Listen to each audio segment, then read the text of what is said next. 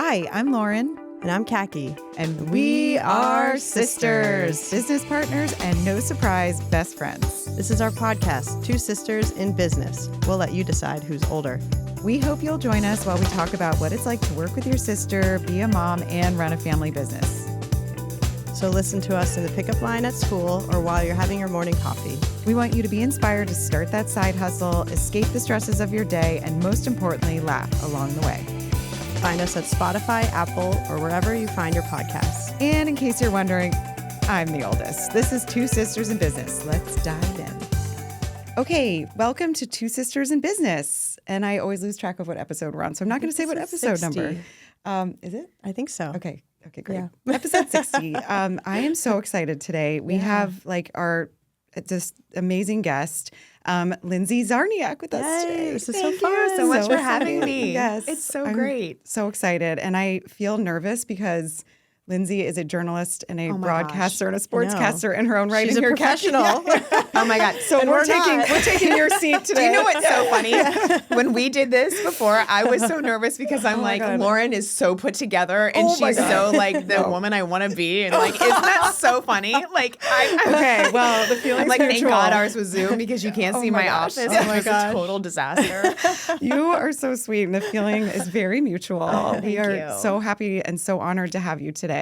And you're wearing your Park Slope, which Yeah. This is my, it's my favorite neckline that Yes. you guys have created. I love all the variety, but this is the one that I always come back Yes. to, and I have I love this it. in Yeah. 5 colors. yes, for real. Gosh. Yep, love it, love it. Love it. And it's like, you know what? And it's perfect on a spring day when it's like, Yeah, that's what.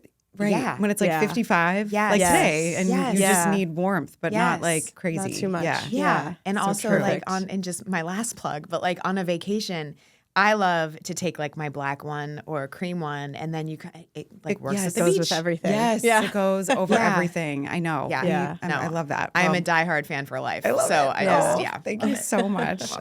That's so great. And you nailed our brand right there. I know, you did. All the versatility of Thank you. everything. No, it's so great. Well, we're so happy to have you. So Khaki and I have been doing this podcast, I think, we've been with Claudio, our producer, since the fall, but we're now almost 2 years in on doing this. Almost, yeah. And amazing. It's been so much fun. And we have wonderful women on and female entrepreneurs and artists. And so it's just such an honor to have you here today because your background, too, is so applicable to what we talk about every day and mom Yes. life and just juggling it all. And Thanks. so, and I was saying also to Lindsay and Khaki before we started, like, selfishly, I love when we do this because we get to hear about your background too. And like, we all follow you on Instagram. We see your beautiful family and what you do. But like, how you got there to me is like so interesting. And Oh, thank your story you. is really impressive. So Thank you. I can't wait to dive in. Yay. I know, and I'm really excited. I mean,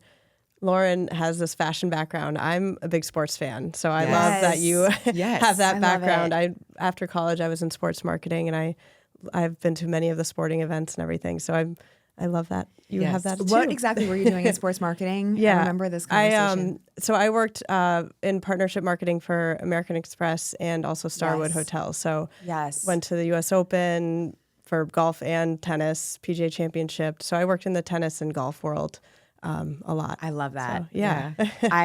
It's awesome because I feel like the way our business is going, there's so many more things that are coming out of the brand partnerships, which is really interesting in sports.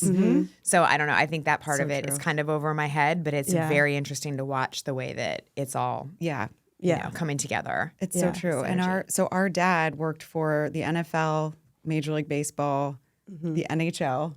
So our childhood was also Yes. Sports heavy. like sports heavy. And maybe we talked about that. I can't remember if we did or not, but I like to just bring that up too, because like, I just love meeting people in that world because it's like nostalgic for us Yeah. too. Like thinking about the NFL and like we used to go to the Super Bowl and with like tag along I remember, with him. yes, and because he was at Octagon too, Yes, right? yeah, At some point, exactly, which is yeah. an amazing agency. Yeah, that's so cool, and I was think really the cool. events are like that for me. I love the events, and that's one thing that I've realized about myself at this point in my career is, Yes. you know how like you get clarity about what is it that I really love, and in the beginning, Yes. it's like so much of a. It's so funny. I was about to say the word hustle, and I looked out there, and there's a poster, and it says hustle. That is so weird. That's really weird. That is so weird. Anyway, You were meant to say it. So anyway, yeah, like it's such a grind, and there are things that like I remember thinking in my brain that I'm like, why was I even thinking that like 20 years ago? And just in terms of the hustle and like the self-consciousness or whatever it was. But now, anyway, my point is I have realized like, if there are opportunities for me that I'm doing, because I'm freelance now, that are involve live television, live sports, that's really the stuff that I'm gravitating towards because I love it. Yep. And at the end of the day, it's like, I really love the interaction with the people that you're talking about and the ability to share those stories when you're live. It's such a rush. I know, I bet. I can't even imagine. So on that note, I would love if you could just give us, how you got into being a sportscaster, and like what your first job was, and like, did you know forever, like when in high school even and like college, that this is what you wanted to do? So it's crazy because no, I did not. In fact, I started in news.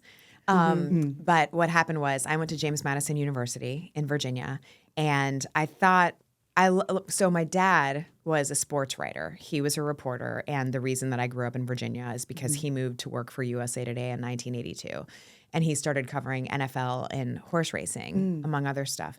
And that's why for me, so I've started doing some horse racing coverage, which is just so nostalgic for me. You talk about that, and it's like that's has such a special place in my heart. But so it kind of was always like in my background. Just he would come home and share all these stories, Super Bowls, things like that, which is a really interesting parallel. Like, I remember so vividly he would have these notebooks because, you get all these reporters' notebooks with like the cover of the event on it. I'm sure like you have a lot of those from the event. And it would be like, like Super Bowl with the branding of whatever city and all that. Anyway, so I thought it was really cool what he did. I had an internship with USA Today at the Summer Olympics in Atlanta in 1996. Oh, amazing. And it was so awesome. Cool. And I was just, I was one of a group of interns, and we were basically just in the editorial department and had all these random assignments, which were so great, and kind of navigating the city and the different things. And I remember this one writer, I guess, who was part of my dad's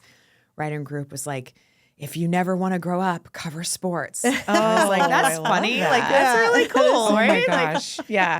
Anyway. So true. Yeah. But then when I was in college, I vividly remember it was like there was this one class. I was a communications major, the School of Media Arts and Design.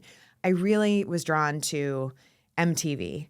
I wanted to be Martha Quinn. That's all I wanted. I love music videos. I was like, this is the path. That's it. Yeah. And I just couldn't get a foot in the door at MTV. But so I was like, maybe I want to write. Maybe I want to go towards something in that realm. Like, what is it? And then I had this class that I had to take. It was a requirement, and it was a practicum. And so it was this one class where we put on a show, and everyone took turns in the different roles of the show.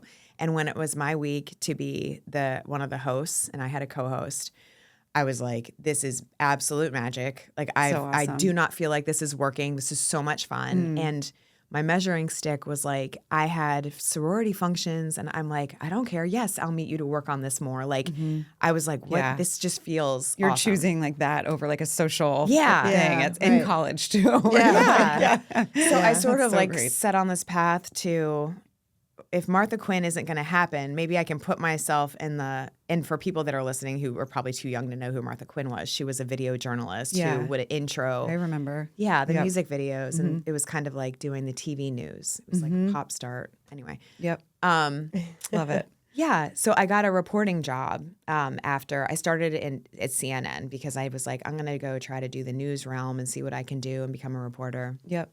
I really wanted to do entertainment or something. And I got a job at CNN, and I was entry level. So I was doing like the bottom line, assignments. And was that where was that? Atlanta. I was in Atlanta. Okay. Because I feel like that's kind of where you kind of have to take a market.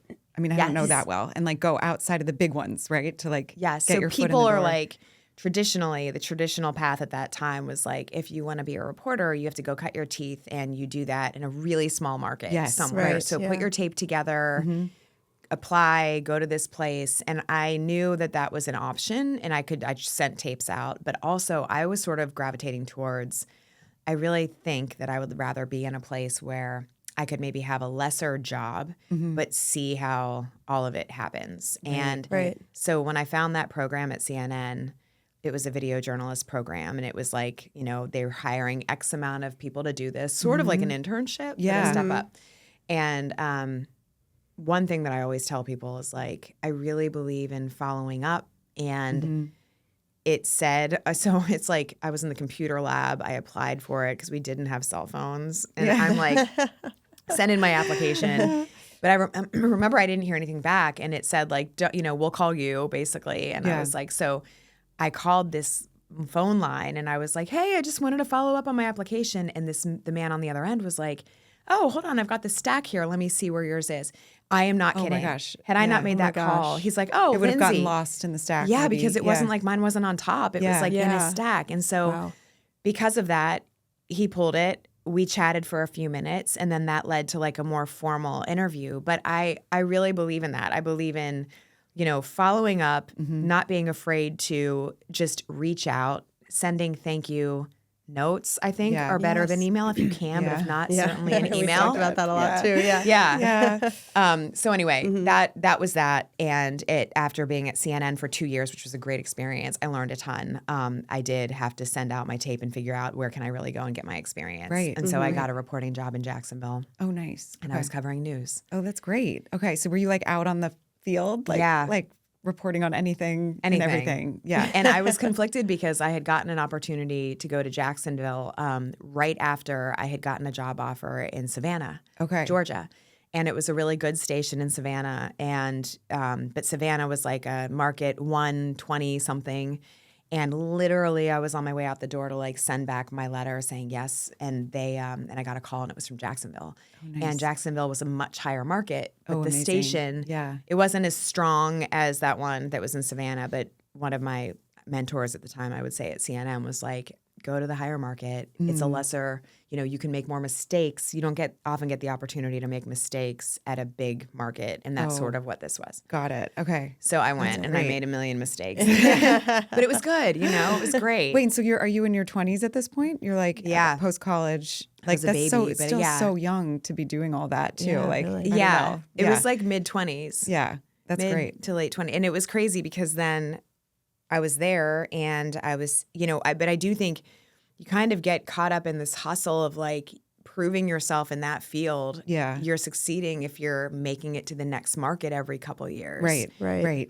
So it's like, where am I going next? And How do I get to like New York City? That's probably the end. It's like goal. the nature of it. Yeah. And so I was like so driven by that. I remember, but then on one of my weekends, I had an off day, and one of my college roommates came down, and we decided to drive to Daytona because I had a free day, and we just went to see the beach, and we were eating dinner and met this group of people that were there in town because they were covering NASCAR because the Daytona 500 was in a couple of weeks. Oh my gosh! Right? Oh wow! So we just are literally just having conversation, and all of us exchanged info because they were just really cool people and they were really interesting. Mm-hmm. That was it. I go back to my Jacksonville job, and Dale Earnhardt, the NASCAR driver, died.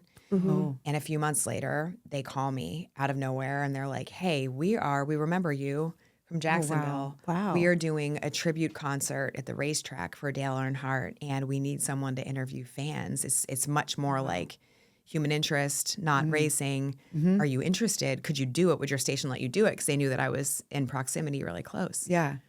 So my station was like, sure, it's on your off weekend, do it. Yeah. So I did it, and it was a great experience with them. And then they called back like 2 months later and were like, hey, we have this entry-level racing series, and we need a pit reporter. It's on the weekends. Would your station let you do it? It's 13 weekends, like going to the Midwest. And I was like, I do news. Like, I don't know racing. Right. I mean, my brother and my dad were into it. That's what I'm wondering too. Cause like, even though we were a sports family, I just like can't follow sports. You were good at it.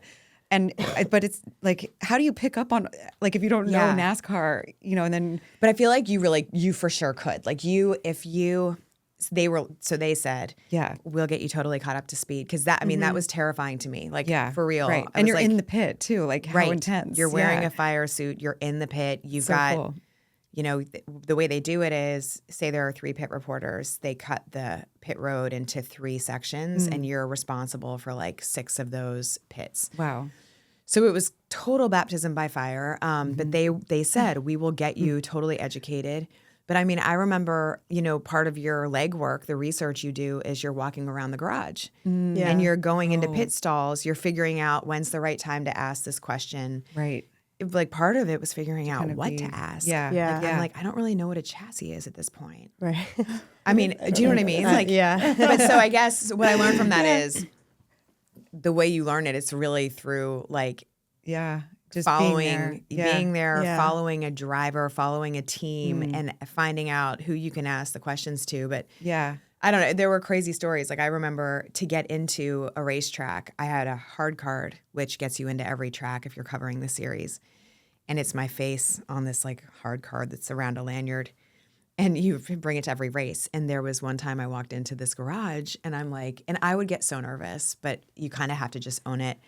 And I'd walk in and I'm like, hey, Bill, or whoever the engineer was. And we're sitting there. I'm having a conversation with like 3 people.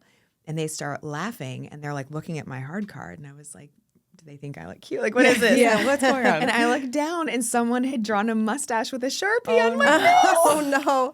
And I didn't know, right? Like, so. And you're just like, okay. Yeah. So it taught me humility, and I don't know. Yes. I came back, but that was such an amazing experience. And then to put a bow on this, I'm being so long-winded. No. The wild piece of this is that was that.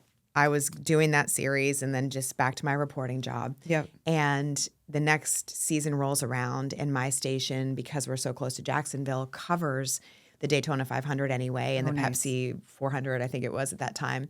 And they needed extra hands, and they were going, the sports department, which I was not in. Yeah. They said, hey, we know that you've been doing some racing stuff. Do you want to come with us and help us? And I'm like, sure. So I just tagged along, and I was waiting with them. They were interviewing the winning driver in Victory Lane. His name was Greg Biffle, who, if you guys know the story, he passed away last year in a plane crash this past year. Yeah. Oh my gosh. Okay. So he, like, that just gave me chills because I'm so, like, he's been such a hallmark of my story. Anyway, so we're waiting to talk to him, and this camera crew from Miami is also waiting because he does the rounds. And they strike up this conversation, and we're just chatting. And then, like, literally right before we all leave Victory Lane, they're like, hey, we actually just had our female sports reporter move up full time to work with George Michael, who was a sportscaster in Washington, D.C. Would you want to send your tape? Because, like, maybe you'd be a great fit. You would cover the Miami Dolphins exclusively. Oh my gosh. And I'm like, I don't do sports. Like, right? Yeah. But how crazy is this? Yeah. I was like, I'm learning about racing. I love racing. And they said, don't worry, just apply. If you get here, we will educate you. You would be the 3rd sports anchor in our department, but your main job would be covering the Miami Dolphins, like on the field and off the field. Cool. Yeah. So here's the other thing.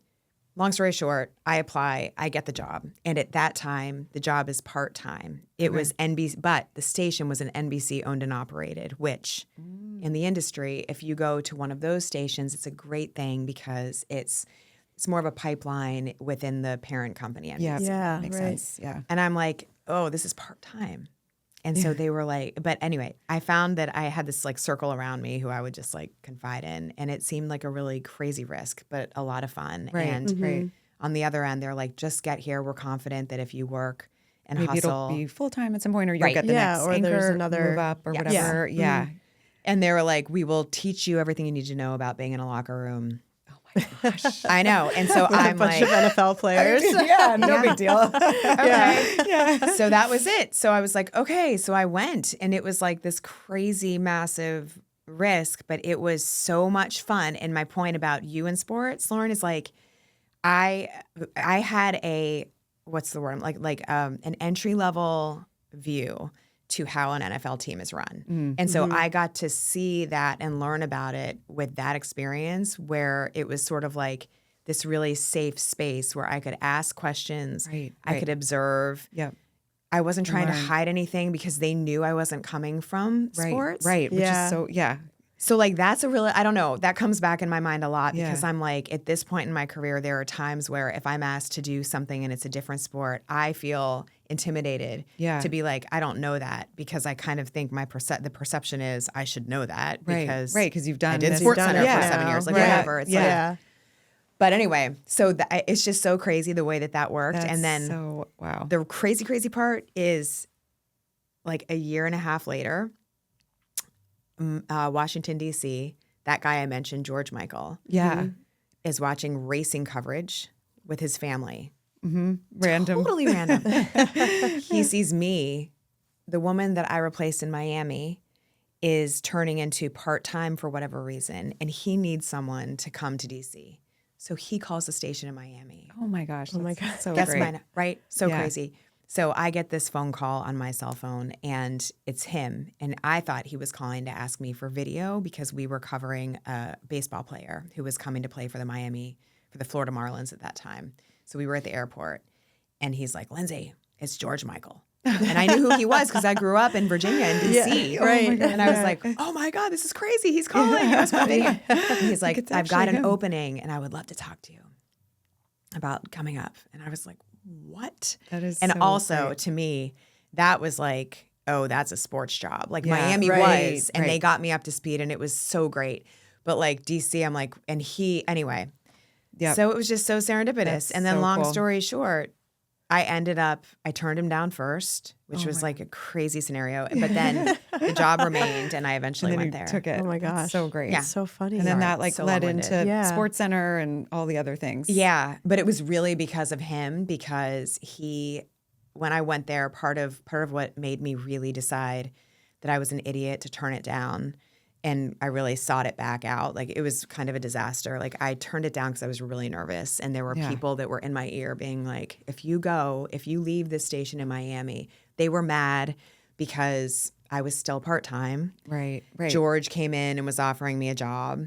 And I think then they were like, whoa, tough. we here, let's make this right. We want you to stay. We'll do this, that, the shoot. other. Yeah. And Miami was amazing. And I loved the people I worked with, and I loved the city and everything. Yeah. But I was like, there's this pull to be with him. And he was sort Yeah. of saying, this is going to be a boot camp for you. But if you get here, I am going to teach you everything I know. I'm going to introduce you to like, That's so great. you know, Yeah. like the Yeah. key people. So it was like, once again, someone was saying, it's okay that you're not an expert. We Right. will like get you where you need to be. Yeah. And so I did. And I really think like, because I was able to like really learn from him, and he was tough. It was not a cakewalk. Yeah. But it was awesome in the way that he like teed me up and introduced me to the coaches, the GMs, the people, you know, just Yeah, the way to people you need to know. interact. Yeah. Yeah. Right. And just like, that's so great. anyway. It's think interesting. I Sorry, was go ahead. Going back to the beginning of the story too, there's a couple things I wanted to point out.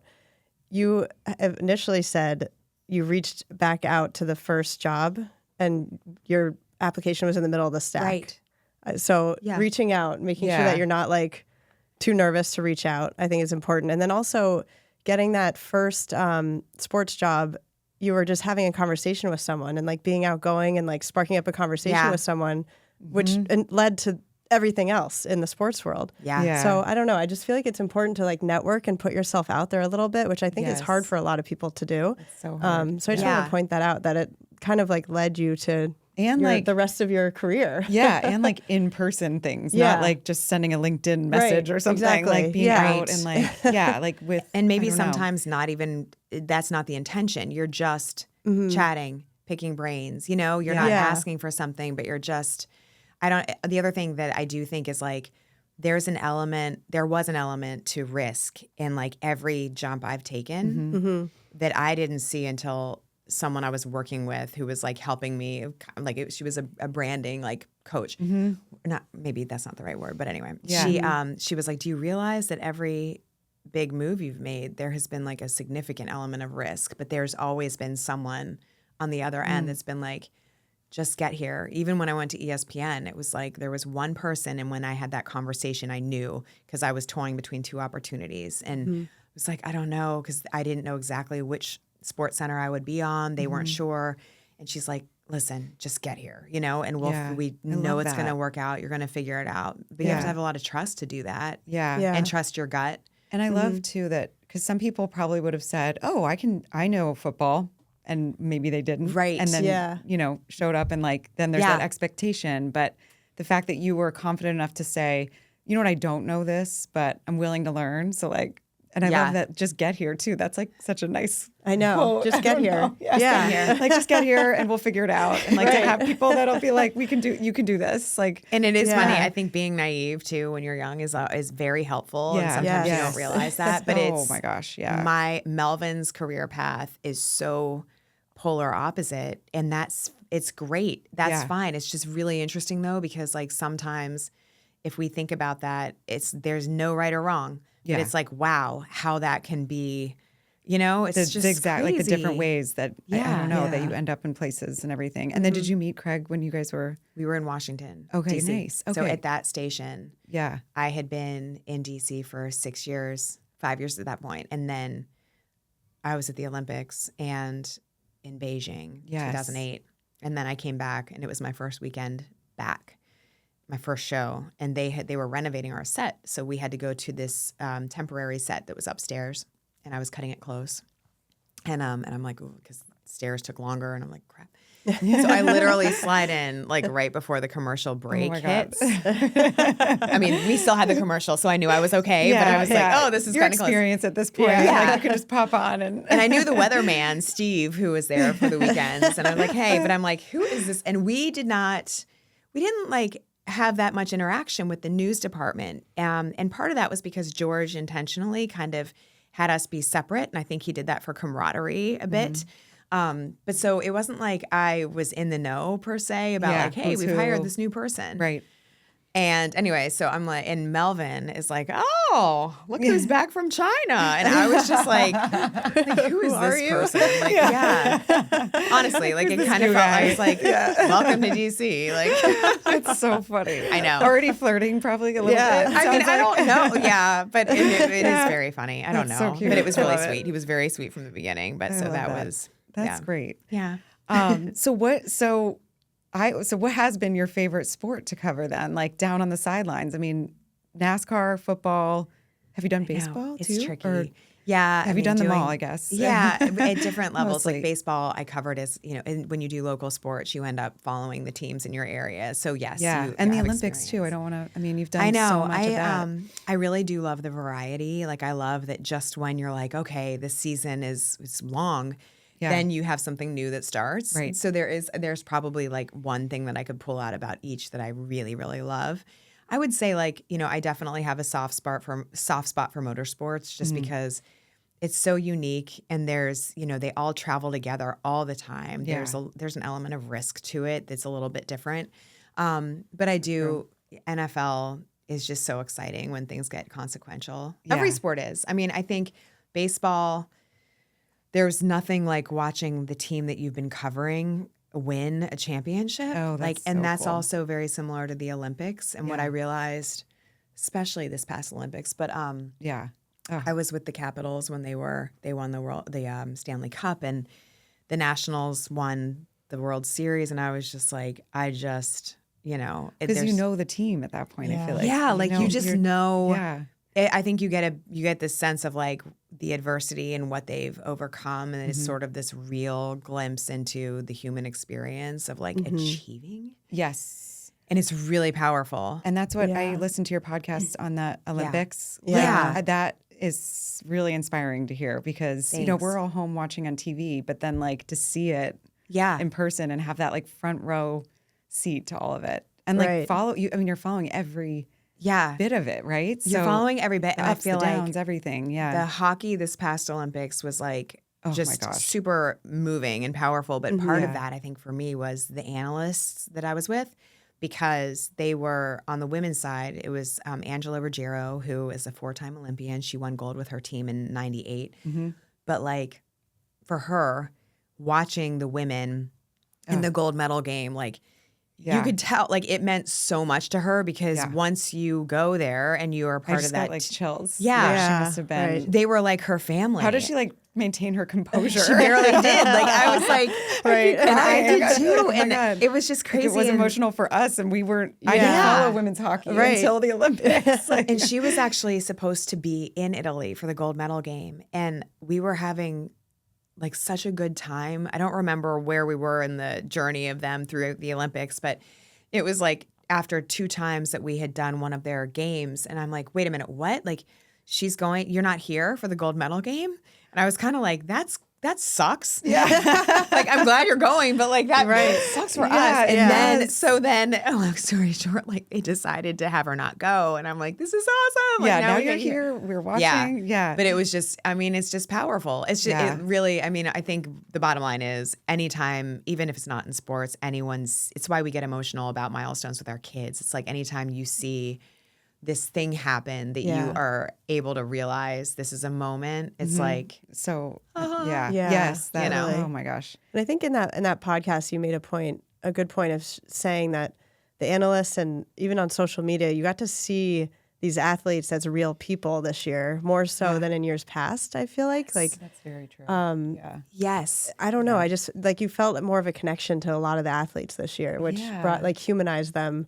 I think And you're so right. there was more emotion behind it. True. It's really like, yeah, you're right. It is very much, that's really just an interesting, fascinating thing. And you're right. It's like, because they're able to share so much more, there's more of a relatability. Like, example, TJ Oshie, who was my analyst on the men's side, along with Anson Carter, but TJ played for the Capitals when I covered them. So that was like, I mean, I was like, he's got to be on can he please be on our show? And we weren't sure. And then they assigned him to our show a lot of time. And I was like, this is so good. But we were waiting for the show to come on one day. And I cannot remember why I brought up the dishwasher. But he's like, he's like, can I tell you about how I stack my dishwasher? And I was like, what are you talking about? And he goes into this whole story, all of his off camera, but about how he is just super OCD obsessive about his dishwasher. And he was, and we got into this conversation about, and I actually was talking about this week on social media because I heard this. I agree with you, by the way. So the Today Show did this piece. Yeah. So they do this piece every once in a while, but they had this expert on again. And I knew when they introduced what the segment was that I was like, because they always try to say that you don't have to rinse off your dishes before you put them in the dishwasher. Oh my gosh. I go through the same thing at my house. Yeah, same with My me. husband's like, Yeah. why are you cleaning the dishes before Yeah. you put them in the dishwasher? I'm like, no, you have to rinse them. Yep. My husband even said that if you you're not supposed to rinse them because the automatic sensors then clean them more. What? And I was like, I'm not buying that. I don't think. I think if it worked, then I'm sold. Yeah, It right. doesn't. It does not what your work. husband's No. saying, I just don't No. think it works. I'm like, you made that up, and I'm not doing that. In theory, So, that sounds yeah. great, but I just haven't seen the proof. Right. But so TJ, so anyway, so to wrap that up, so they did this segment with it, and I was like, so I so just funny. decided I was going to poll it on Instagram because I'm like, just tell me, like, am I crazy? Yeah. You guys, literally, like, I was so grateful. I've never had that many responses within like 10 minutes. And Everyone's really there was passionate like one about this. person who said no. And the rest of them were like, yes, yes, yes. Yep. But anyway, TJ, so I don't know if we were talking about that, but I'm sure that part came up. But he went into this full story just about how he has to load the dishwasher this one way. And I just thought it was fascinating. So I'm like, so even funny. It's like representative of all of our personalities, maybe. Like how we Yeah. load the dishwasher. I think so. That's so great. I know. This show is brought to you by Dudley Stevens. Hi, I'm Lauren, co-founder of Dudley Stevens. My mom, sister, and I started the brand because we wanted clothing that felt as comfortable as fleece, but still looked polished enough for everyday life. Our pieces are sustainably made, incredibly soft, and designed to be worn on repeat. Visit Dudley-Stevens with a PH and use code podcast for 15% off your first order. Let's get started. So what has been like a career highlight after all of this? I mean, Beijing Olympics to me, I mean, that sounds absolutely incredible too. And you were there. And I know for this past Olympics, you were here at their studio, but live, right? So you must have been like up that must have been a lot, I'm sure. It was good. It was a good time frame. This Yeah. year it was nice because it was like kind of more of the middle of the day. Our show was 2 to 8, which nice. was actually Okay. really nice. Yeah. It's funny because a lot of people thought that we were in Italy, and I think it's because of the way I the think I set did look. too Yeah. at some point. Yeah. Totally. I just So- assumed, but that's great though, because then know. you don't have to. I It know, would I'm have been, sure, for the Italy network. would be great, but it was, it was nice for balance. Yeah, totally. Yeah, you're like, I'll go to Italy, but whatever. Like, I know if it works out this way, that's great. They do their best to make it feel like Italy. Yeah.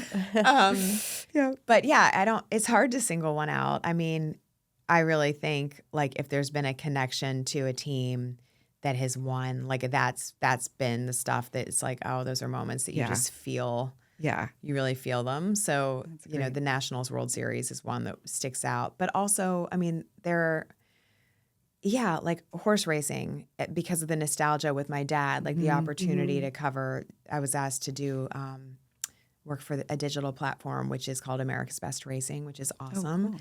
And they work for the Jockey Club, but they are the digital arm of the Jockey Club. And they just do this really cool coverage of horse racing. And they asked me to do the Breeders' Cup and follow a horse named Flightline, which was this incredible horse that won by like 1 million lengths and was basically the second coming of what Secretariat could do. And so when they asked me to do that, and it was out of nowhere, and that was really special. And then, you know, I was able to be in the barns and just around all of that side of it. And that's really fun journalism, because it's like at its core, you're waiting to talk to people. You're, you know, it's and that like world is probably so fascinating. unique. Yeah, like how you get in with people. I don't know. I feel like it's very proper or something, or not proper, but like there's protocol maybe in certain ways. It's like there's protocol, but there's also like it's also super lax. But it kind of goes back, in my opinion, to like the core of what I think I love about journalism, which is the actual art of like trying to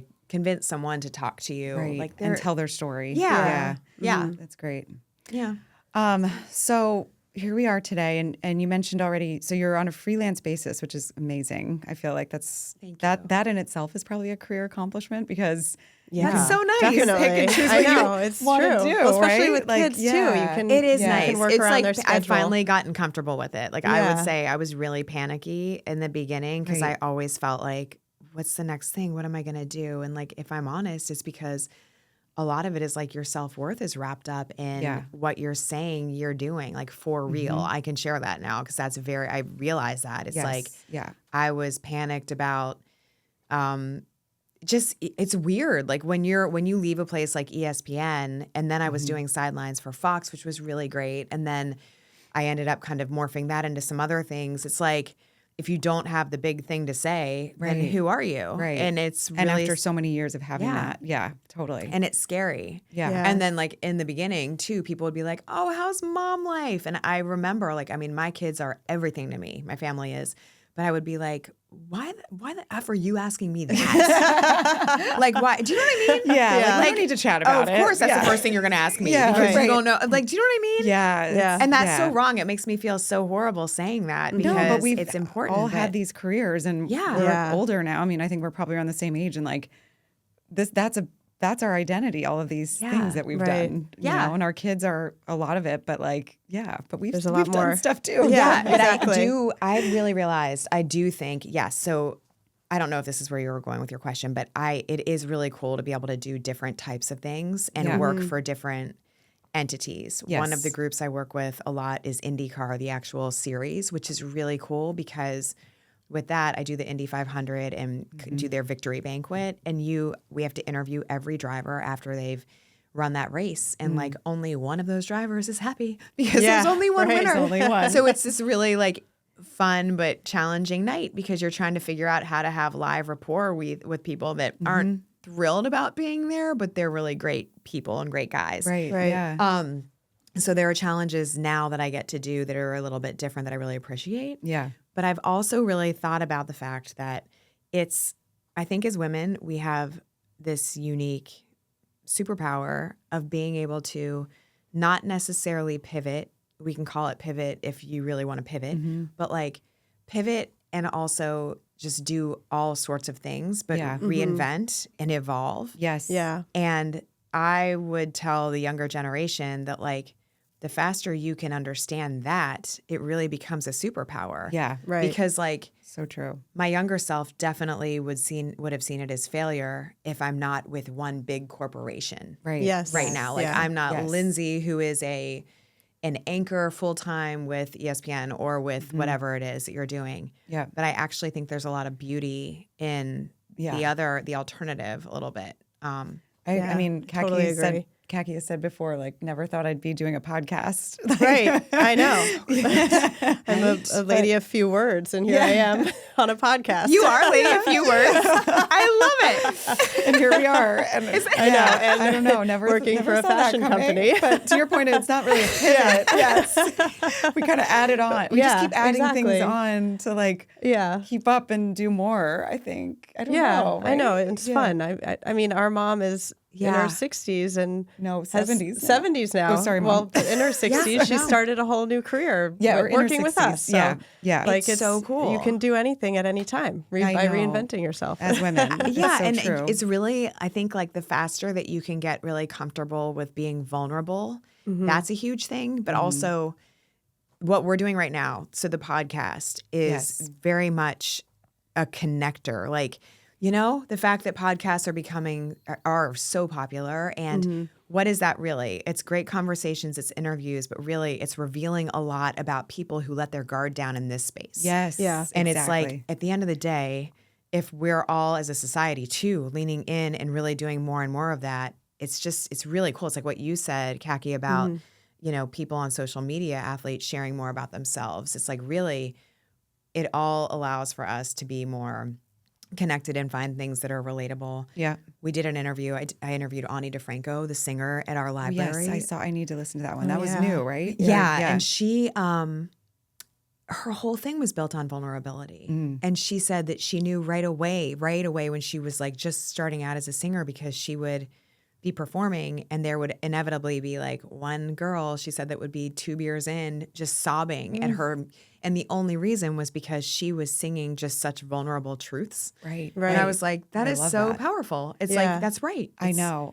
I love that. And I feel like as you're saying that, I'm thinking about social media today and what resonates with people. And I feel like that vulnerability quotient is like what people are resonating with, and why podcasts, and like whenever we put a podcast clip on our Instagram, it does better than like other things now, because I feel like it's more in-depth conversation. It's Kaki and I being more candid, honest, open in a way. Yes. So, and I love this like format of all of that we can all be that. And I feel like you on your social media do that really well. And like, I love your joke of the days. Oh my gosh. They always make me laugh. And like, I'll say them to my kids too, which is like, send me material. You're giving us material for all of our, because our kids are this similar ages to yours.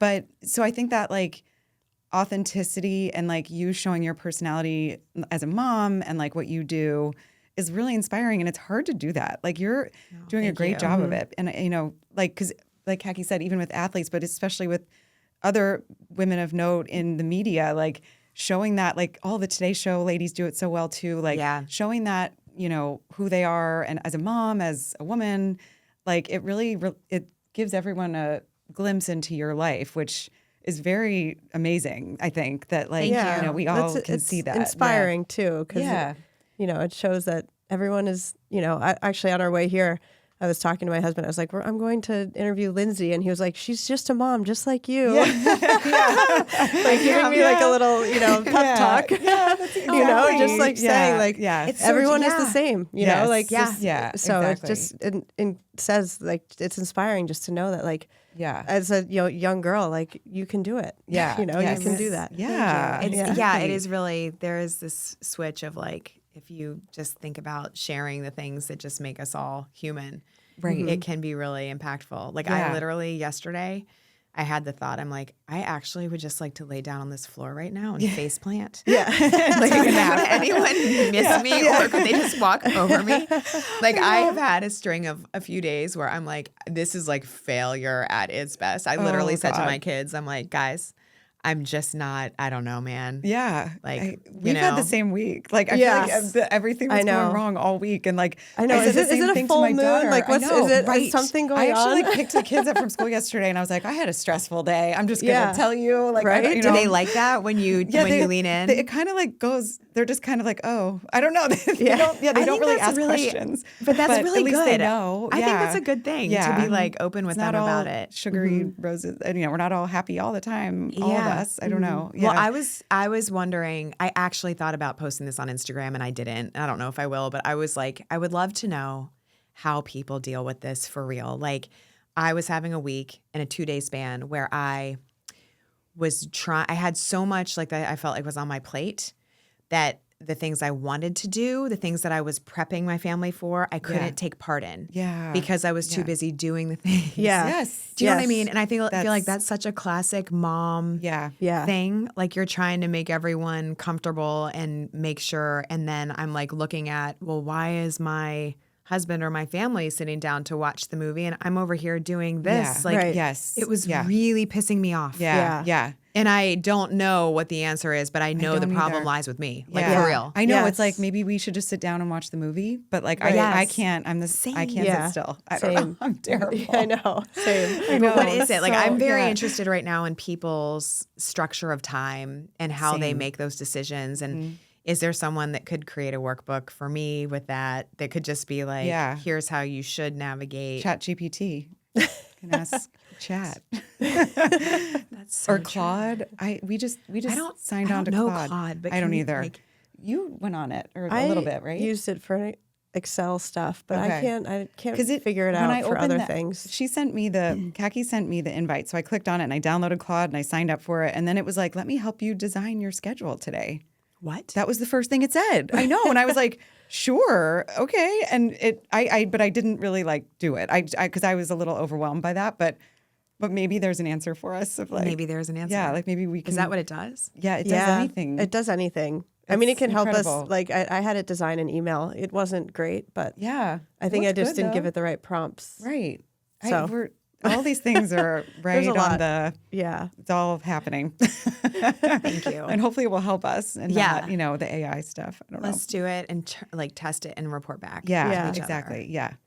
I think it's also like self-control because there gets to be a point where it's like just put the phone down or put the computer down Yeah. and watch Very a true. movie with your Yeah. family. I know. I want to know. get better at that, at the phone down for sure, because I also notice when my kids notice, and I think that's huge. Yeah. That's Yeah. also something really big that I took away from the Ani DeFranco conversation was like she was so in the moment, like to the point that I was very nervous before because I was trying to figure out the best place to start because she's very like so many There's so levels. much. Yeah.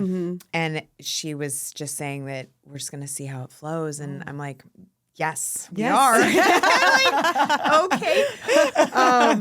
But she was like really great and it got it very comfortable fast because of her. But like, Yep. it was so in the moment that I kind of don't even remember it. Do you know what I mean? Yeah. yes, yeah. Zoned in. And I We're was so like, I zoned want to in. be more like that. Like Yeah. just really Yeah. Yeah. and I get where I'm worried that I do think AI will be so helpful. I am worried that yes, like, same. Yeah. Yeah. you know, Yeah. We've talked a lot about it on Yeah. the podcast. Yeah. And what it will do for jobs and how Yeah. how it can help us but what it can do. I don't Yeah. know. It's a little It's a fine line. crazy. Yeah. So, and how often do you fill in then with the Today Show? Because we're all nearby the city. So, like, yes. do they just like tap you in when they need Yes, to? I mean or? it's been a while, but yes, it's Okay. been like it will be a I feel random. like there was a time where you were on it, or I don't know, where you were on it. there quite was a bit. swing where there were like maybe three times where Okay. it was like within the span of a month or two, which was awesome. Yeah, So yeah. it's so much fun to do it. I love doing it. I know. I mean, know. we were Was on. it fun working with Craig? Like, Oh my it's god! like, Yeah. It is. the husband-wife factor. Yeah. The It husband is. factor. But he gets nervous when I do it. Like he's always like, "Okay, you know what? Are you ready? Or you? Oh do you know?" god! And I'm like, oh my god! Yes, yeah. You're like, I'm good. I Yeah, can I do this too. Yeah, I mean, it's out of love, but Yeah. yeah, it's always, Yeah. because in a way, it's like take your wife to work. It's like you don't want to embarrass. And Yeah, it's he's like, heavy you better for do him. this. Yeah. So yeah. but it is really it's Oh my fun. gosh, I that's so do really great. enjoy working with him. I mean, that's how we met. Is we were doing that. He was the news guy on the weekends, and I was doing sports. But then we were tapped to do a show pilot for our TV station together. So we had to like nice. be together and record a lot of different shows and that was sort of where we were like, oh, you're kind of interesting. Yeah, that's so great. I love it. So funny. I love that. I know we were on Jill Martin's segment last fall, and so it wasn't live, but like even just walking in the building, like at 30 Rock, like you feel the energy and like the excitement. And she was coming down in between live segments to interview us, and So it was so cool just to even see that. I feel like I don't know. It was very cool. Talk about being Like nervous too. Were you? Oh my gosh, Yes. we were Really? so nervous. Yeah, we were. I don't know. I know, even though it was recorded too. Yeah. I don't Had you know. thought about what you were planning to say or how you were planning to divvy up the things that you wanted to touch on? Yes, Yeah, we did.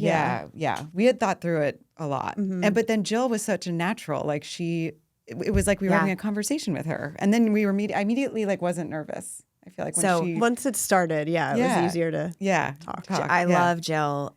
Funny story about Jill. I don't know if you know this, but when I took that sports job in Miami, there was one other woman in the market who I was at the NBC affiliate and she was at the CBS affiliate, and it was Jill Martin. That's great. So I would go into the Miami Dolphins locker room, and Jill, I was so intimidated by Jill because Jill would show up and she would be carrying her coffee. Which to me was a sign of comfort for her. Like I was like, oh, this is old hat for her, whatever. Yeah, exactly. Yeah. And she was nice. I She's didn't, willing to but bring her I was coffee. just, that was so funny because it was like us there and I was the new person. And That's awesome. yeah, isn't that funny? Go That's so way back funny. then. Yeah. I love it. She's really cool. So, Okay, so tell us about your podcast. You launched it last year. yes. Things No One Tells You. Yeah. And you have amazing guests. Thank you. How do you find them, and what do you hope when you bring on a So, guest that you're unleashing, Yeah. or Well, you know? so I wanted to do it because I have done a couple podcasts before and I really enjoy doing them. I love the free flow conversation that we've talked about. Yep. Yeah.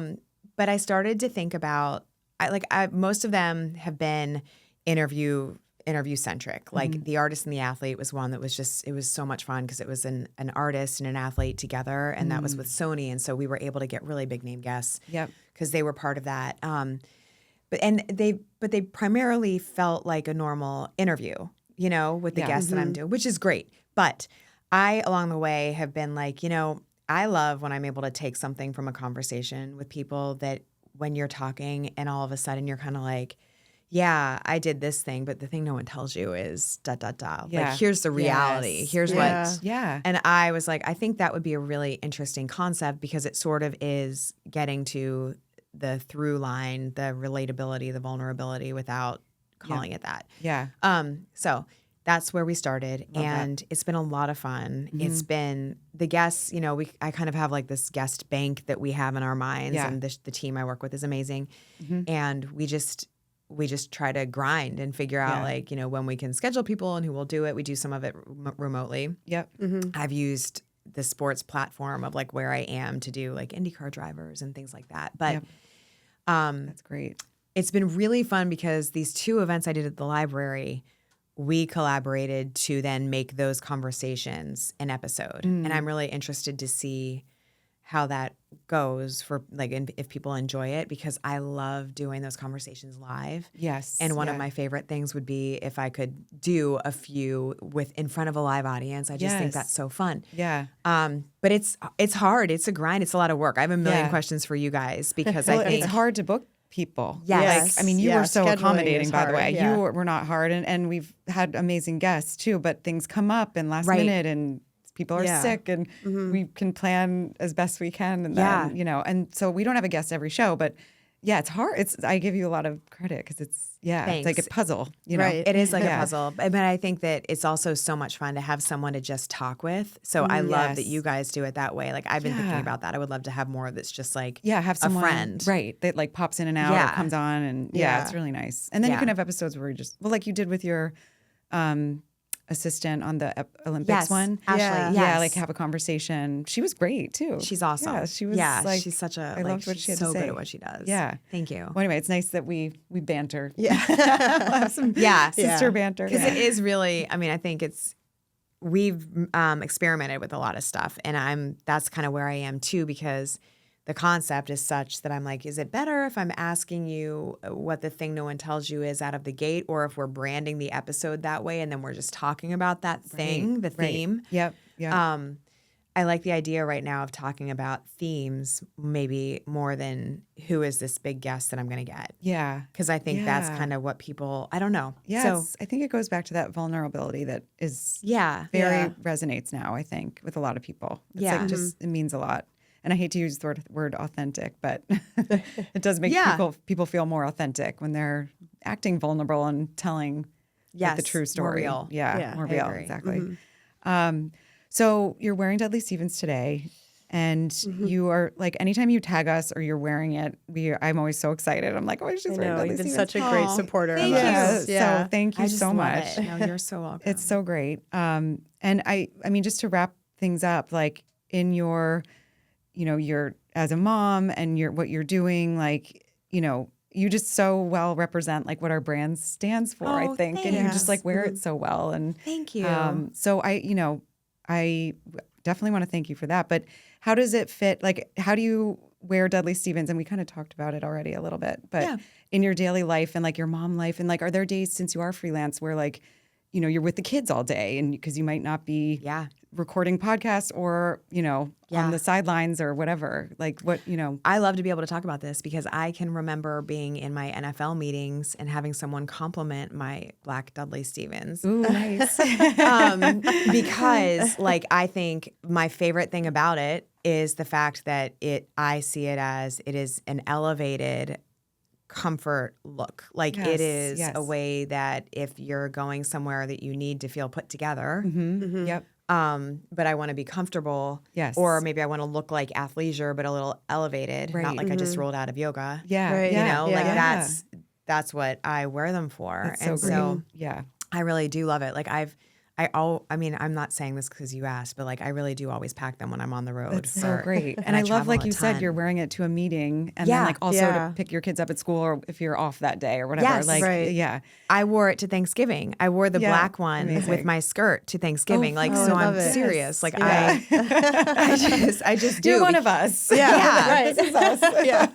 We talked about this. How you guys show up at your family gathering. Yeah, we're like wearing twins. the same thing. Yeah. So good. We have to like coordinate. We have to talk beforehand. Exactly. But honestly, it's because it's like, and especially if like I'm on the road and I'm thinking about that one NFL trip, I feel like I was in Denver maybe, or it might have been Seattle, but it's like I was wearing my black Dudley Stevens, and it's like you can literally roll from the meeting where we're talking about what our rundown of the show is going to look like for the NFL, and I can wear it with jeans, and then literally I could throw on my black leather pants and roll into dinner, go to dinner. And it's that's so so great. I love it.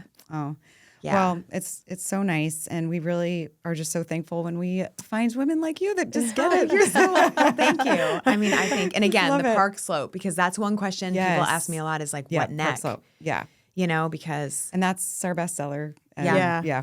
It's the one everyone comes back for and has a lot of, like the Black Park Slope is our bestseller. Yeah, it is. Yeah. New customers out there, get the Black Park Slope. I know. Maybe there are some because Lindsay's on. Right. And it's even great with shorts. Yeah. Yes. Like in the summer. Like give me a good like beach, like salty breeze, and you've got your, like off the beach. Yeah. And you're kind of cold because the air conditioning. Yep. You've got your shorts and your Dudley. Yes. Yeah. It's like cozy. It's a good look. Yeah. I can't wait for that weather. Where's Me that too. weather? Don't know. It's not here. Maybe that's why this week has felt, it's just so annoyingly cold. Like I walked know. outside, I was like, this isn't right. It's like 29 degrees and windy. And anyway, Yes. All right. Well, this has been so great. Oh my God, you guys are the best. You are the best. Fun. No, thank you so so much. This is so fun. I know. I'm inspired by your story. I keep joking with my son who's turning 10. He's a huge sports fan. I mean, he plays sport. He's like just a sporty kid. But as we know, like very few of these kids are ever going to play professional. And he's like, I'm going to play in the Major League Baseball league. Like, you don't want to say, maybe not. Like, you want to let them dream and let them think. Yeah. But in conversation recently, I was like, well, maybe you should be like a sportscaster because he loves stats. Like, he will memorize things and he just knows all this stuff.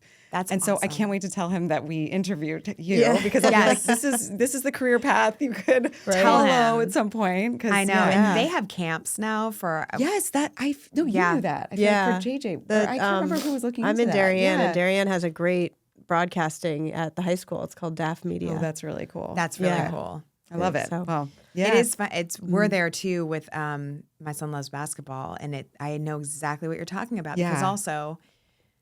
you don't know. Like, but from where I am, I'm like, oh, stuff just got a lot more competitive because we're a lot closer now to high school. And all of a sudden this year, the realities hit me that I'm like, oh, these kids are really good. They're getting good. And there's only certain spots. Yeah. I just had an NFL player who just retired, but shared that he ended up going to football in high school, not until high school, late in high school, because he walked in and loved basketball. That was his favorite thing. But he's like, it was so clear that the starting five was the starting five, and I couldn't crack any of that. Right.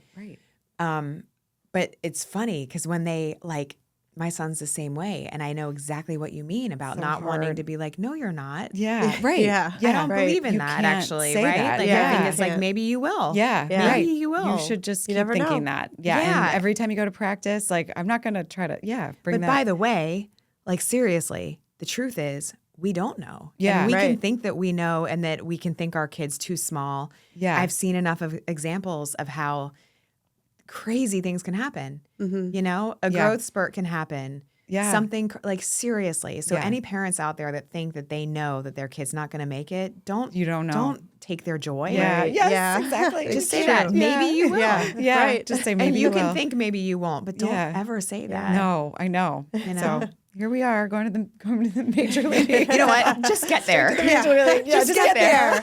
Just get Perfect. there. Exactly. Full circle. I know. I love it. Well, thank you so much Thank you again. so much. Oh my God, And, you guys rock. Like and subscribe. I Yes, just took like and your subscribe. line. And, We always say maybe the yeah. best way to support is if you like this, share an episode with a friend. Yes, Oh, I there love you that. go. That's even better. Yeah. Okay. Share the episode, like, subscribe, all the things. And thank you so much. Thank you so Thank much, you guys for having me. Lindsay. This is so great. Thanks. All right. Anytime I want to hang out. I know. Let's hang out. All right. All right. Thanks, Thanks, guys. guys.